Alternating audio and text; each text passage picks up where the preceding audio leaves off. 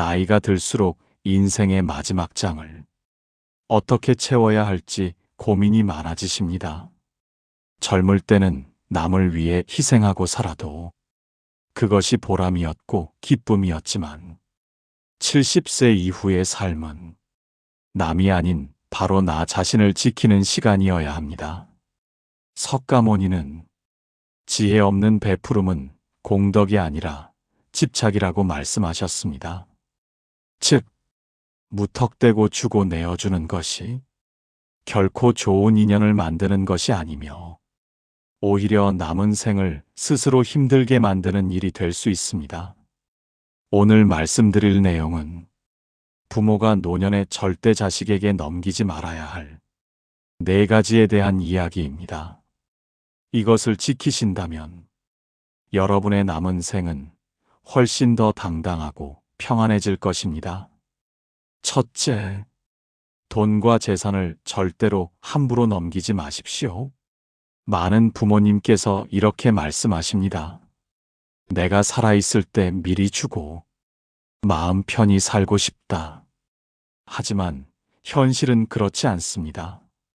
살아있을 때 재산을 넘기면 마음 편한 날이 아니라 후회하는 날이 찾아옵니다. 실제로 주변에서 이런 일이 많습니다. 평생 모은 집 한 채를 장남에게 미리 넘겼더니 며느리의 태도가 돌변하고 자식을 위해 평생 바친 집이 오히려 부모를 밀어내는 공간이 되는 경우 말입니다. 살아있을 때는 재산이 부모의 마지막 안전망이며 존엄을 지켜주는 최후의 방패입니다. 옛 선현이 말했습니다. 재산은 줄 수 있어도 부모의 자리는 대신할 수 없다. 재산을 넘기는 순간 그 자리가 흔들리게 됩니다. 석가모니께서도 말씀하셨습니다. 보시는 지혜와 함께 해야 한다. 지혜 없는 보시는 상대의 탐욕을 키울 뿐이라고 말입니다. 둘째, 여러분의 결정권을 넘기지 마십시오. 병원 치료를 어떻게 할지, 어디에서 살지, 어떤 방식으로 노후를 보낼지, 이것은 반드시 여러분 스스로 정해야 할 일입니다. 자식이 대신 정해주는 것이 항상 효도는 아닙니다. 부모가 원하는 삶이 아닌데도 설득이라는 이름으로 끌려간다면 그것은 효가 아니라 어르신의 삶을 빼앗는 일입니다. 조선의 학자 이덕무는 몸은 늙어도 뜻은 늙지 않아야 한다라고 했습니다. 뜻이란 바로 내 인생을 스스로 결정하겠다는 마음입니다. 결정권이 사라지면 남은 생이 남의 손안에 들어가 버립니다. 셋째, 집의 열쇠를 쉽게 넘기지 마십시오. 집은 마지막까지 부모의 영역이며 성입니다. 열쇠를 가진 사람은 그 집의 주인이 됩니다. 그래서 열쇠는 추억 하나까지 포함한 부모의 삶 전체를 상징합니다. 어느 시골 마을에서는 아무리 친한 이웃도 집주인이 허락하지 않으면 절대 문을 함부로 열지 않았습니다. 그것이 바로 어른을 공경하고 그분의 존엄을 지키는 예법이었습니다. 하지만 현실에서는 열쇠를 넘기는 순간 자녀가 마음대로 들락날락하고 심지어 부모의 방까지 정리해버리는 경우도 생깁니다. 내가 허락하지 않은 일을 누군가 마음대로 하는 순간 그 집은 이미 내 집이 아닙니다. 넷째, 부모님의 마지막 비밀을 넘기지 마십시오. 은행 정보, 비밀번호, 보험, 통장, 이런 중요한 정보들은 절대 한 번에 넘기시면 안 됩니다. 한 번 넘기면 절대 되돌릴 수 없습니다. 석가모니는 탐욕을 키우는 자비는 자비가 아니라고 하셨습니다. 모든 정보를 넘기는 순간 자식이 의도하지 않았더라도 언제든지 부모의 삶에 개입할 수 있는 힘을 갖게 됩니다. 그리고 그 힘은 시간이 지날수록 부모를 약하게 만들 수 있습니다. 내 자식인데 믿어야지. 당연한 말입니다. 하지만 인생에서 가장 많은 상처가 가장 가까운 사람에게서 오는 것도 사실입니다. 믿지 말라는 것이 아닙니다. 맹신하지 말라는 것입니다. 인도 속담에 사랑하는 사람에게도 지갑 속 비밀 한 칸은 남겨두라 라는 말이 있습니다. 그 비밀 한 칸이 노년의 존엄을 지키는 칸입니다. 여기까지 들어보시니 이런 생각이 드실 수 있습니다. 그래도 내 자식인데 설마 그렇게 할까?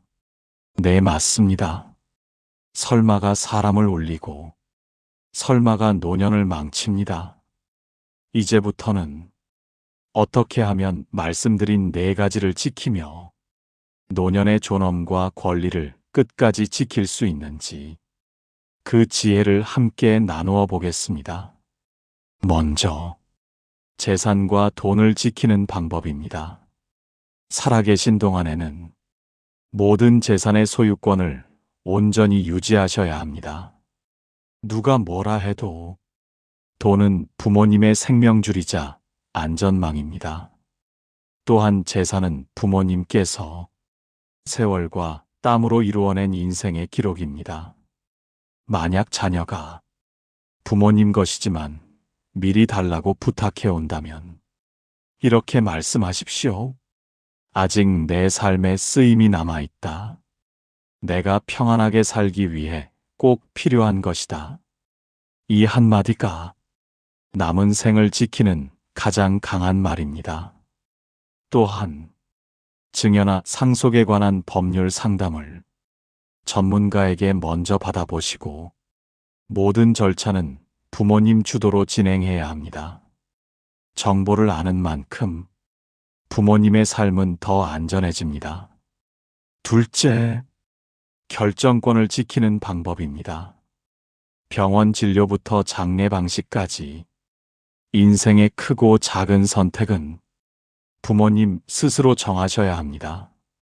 자녀가 아무리 효심으로 돕는다 해도 부모님의 뜻보다 앞서면 안 됩니다.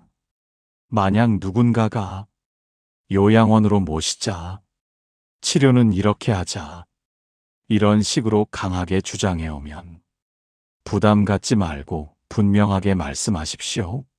내가 원하는 때, 내가 원하는 방식으로 하겠다. 효도는 부모의 뜻을 따르는 것입니다. 부모님께서 원하지 않는데 억지로 이끄는 것은 효가 아니라 한 사람의 인생을 빼앗는 일입니다. 조선시대 율곡 이이가 남긴 글귀를 기억하십시오. 몸이 쇠해질수록 뜻은 더욱 단단해야 한다. 뜻을 지키는 것이 노년의 마지막 존엄입니다. 셋째, 집의 열쇠와 거주권을 지키는 방법입니다. 집은 단순한 공간이 아니라 부모님의 역사와 기억이 깃든 성지와도 같습니다. 집문 하나에도 삶의 경계가 분명히 존재합니다. 열쇠를 직접 관리하시고 누가 언제 들어오고 나가는지 반드시 부모님 허락 아래 이루어지게 하십시오. 혹시라도 가족끼리 갈등이 생긴다면 말로만 하지 마시고 문서로 분명하게 정리하십시오. 문서 한 장이 여러분의 평화를 지켜드립니다. 시골 마을에서 집 문턱을 넘는 것은 곧 그 집의 주인을 인정하는 행위였습니다.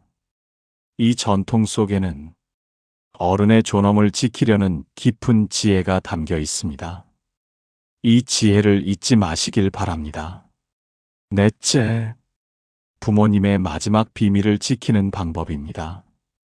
통장, 카드, 보험, 비밀번호, 이런 중요한 정보들은 가능하면 한 사람에게 몰아주지 마시고 꼭 필요한 순간에만 부모님이 직접 관리하는 것이 이상적입니다. 모든 정보를 넘기는 순간, 그때부터 부모님이 아닌 타인이 부모님의 삶을 움직일 수 있습니다. 석가모니는 스스로를 지키지 못하는 자는 남을 지킬 수도 없다고 하셨습니다. 내 삶을 내가 못 지키는데 어떻게 자녀를 위한 사랑이 되겠습니까? 때로는 숨기고 때로는 거절하는 것이 자녀를 위한 참된 자비가 됩니다. 여러분께 한 가지 질문을 드리고 싶습니다. 돈도 넘기고 결정권도 넘기고 열쇠도 넘기고 정보도 넘긴 뒤 부모님의 삶 속에 부모님의 자리가 남아 있을까요? 대답은 이미 가슴 속에 알고 계실 것입니다. 나이가 들면서 몸은 약해지고 사람들에게 기대고 싶어집니다. 하지만 부모님의 인생은 누구에게도 넘길 수 없는 당신만의 역사입니다. 그리고 그 역사에는 당신의 이름이 분명하게 남아 있어야 합니다. 옛 선조들은 마지막까지 지키는 것이 가장 귀한 것이라고 했습니다. 우리의 남은 생이 짧을지라도 그 생을 살아가는 주인공의 자리는 절대 누구에게도 내주지 말아야 합니다. 부모님께서 가져야 할 마음은 이 한 문장으로 정리할 수 있습니다. 자식에게 마음은 내어주되 내 인생의 열쇠는 내 손에 쥐고 있겠습니다. 이 마음 하나가 부모님의 남은 생을 지켜줍니다. 나를 지키는 것이 바로 자녀를 위한 가장 큰 효도입니다. 든든히 서 있는 부모의 모습이 자녀에게 마지막으로 남겨줄 가장 값진 가르침입니다. 당신의 남은 생이 누구의 그림자도 아닌 당신 이름으로 빛나길 기원드립니다. 노년의 지혜와 존엄을 끝까지 지켜나가시길 바랍니다. 진심으로 응원하겠습니다.